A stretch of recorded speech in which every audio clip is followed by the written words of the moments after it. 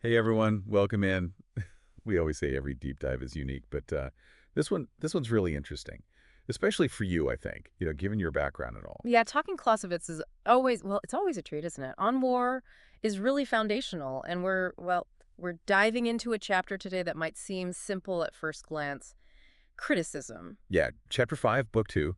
Not exactly like the most exciting title, Right. but trust me on this one. It's not just going to be some boring lecture about, finding flaws. Mm. Clausewitz was being, well, he was getting at something much deeper here, something that I think is really at the core of how military minds learn.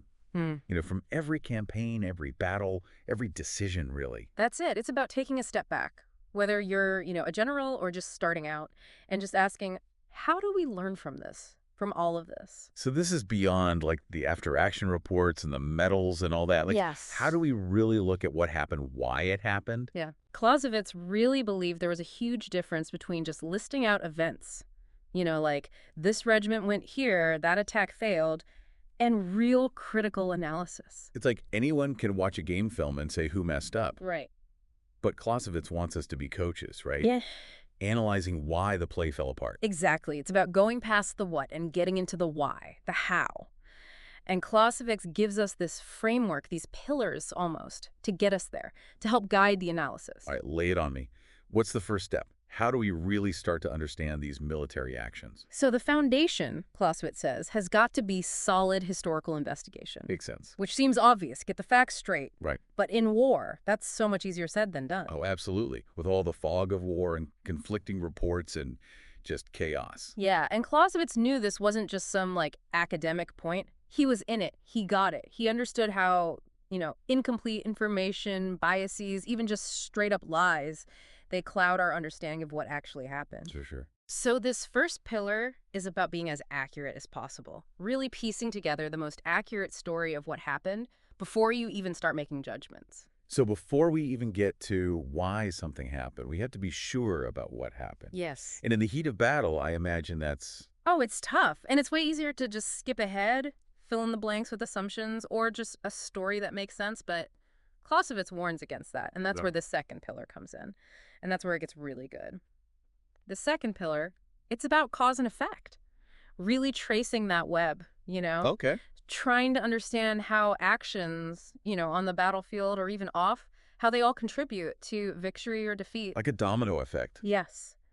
But Clausewitz, he says, don't think of it as like a simple line. It's not A to B to C. Right. Warfare is messy. It's complex. There are always multiple causes, and they're often connected in ways that are really tough to see. Let alone untangle. Right. So you can't just like connect the dots. You have to figure out which connections matter most. Exactly. Like, think about the charge of the Light Brigade.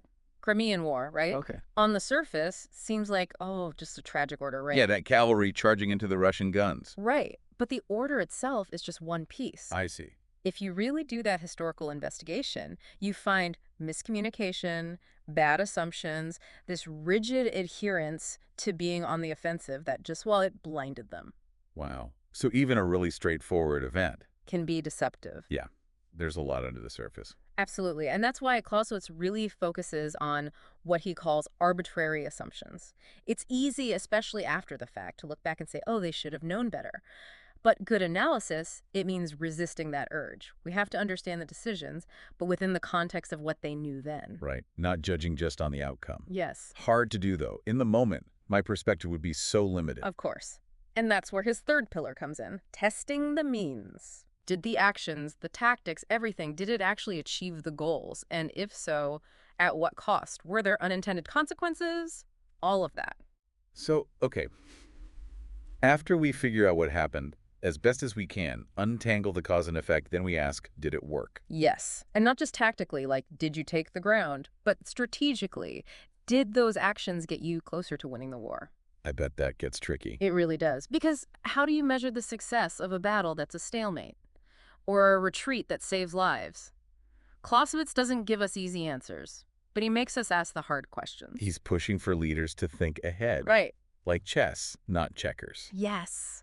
And that's where perspective is so huge. He's always saying, analyze decisions not with hindsight, but through their eyes. Often they had bad information, they were under pressure. Totally. I can judge a football team's plays from my couch, But out there, on the field, different story. Exactly. Clausewitz knew that. He'd been there. War is unpredictable, chance, what he called friction.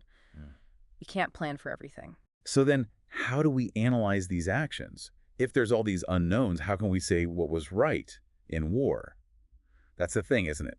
History is written by the victors and all that, but it seems like Clausewitz wants us to go deeper than that, to look beyond just who won, you know? He does. He really wrestles with that question. Can we, should we, judge a decision only on the outcome? And his answer is, well, it's classic Clausewitz, nuanced. So not enough to just say, hey, they won, must have been a good call. Yeah. We have to actually break it down, the process. Right. Imagine some daring operation. Right. Total tactical victory, but it relied on a bunch of lucky breaks. Like, what if the weather had been different?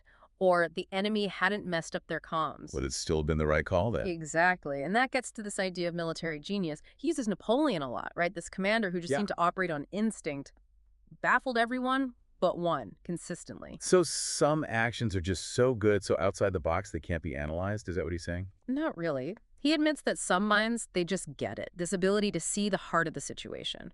Where others see chaos, they see opportunity. But even then, those principles we talked about, clear thinking, analysis, they still matter. So even with a Napoleon, there's a method to it. Yes. And part of understanding that method, that genius, is clarity. Clausewitz hated jargon, like really hated it. All that convoluted language that just muddies the water. Just say it clearly so everyone can learn. Exactly. Because the point of all this, for him, criticism done right, it's not about making someone look bad. It's about understanding war itself, learning from the wins and the losses, the big campaigns and the ones nobody remembers. So thinking about our listener out there, someone who's lived this, made decisions under pressure, what would Clausewitz tell them? How can we do better? That's the question, always. Even the best victories, you can pick them apart, find ways to improve. And those lessons from studying, from really using this framework, those are vital for any leader. Never stop learning, even when you're winning. That's it. That drive to learn, to question, that's what separates the good from the great. And it doesn't end with one battle, one career even. Makes you think, what would Clausewitz say about war now? Drones, cyber, No, totally different. it is. But the core questions, how do we make sense of this chaos? How do we learn? How do we choose when the pressure's on? Those never change. Timeless stuff. Well, there you have it. Another deep dive down. But like always, the conversation keeps going. What really stuck with you about how Clausewitz thought about this stuff? Let us know.